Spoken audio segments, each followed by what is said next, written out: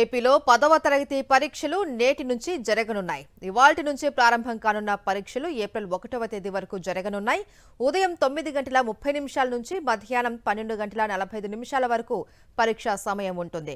10వ తరగతి పరీక్షల నేపథ్యంలో రాష్ట్ర వ్యాప్తంగా 3,415 పరీక్షా కేంద్రాలు ఏర్పాటు చేశారు అధికారులు. 6,40,916 మంది విద్యార్థులు 10వ తరగతి పరీక్షలు రాసేందుకు సిద్ధమయ్యారు.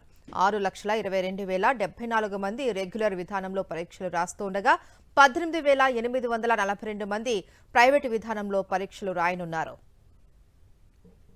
విద్యార్థులు ఉదయం 8:30 నుంచి పరీక్షా కేంద్రంలో రిపోర్టు చేయాలి అని, 10 గంటల తర్వాత విద్యార్థులను ఎవరినీ లోనికి అనుమతించబోము అని తెలిపారు అధికారులు.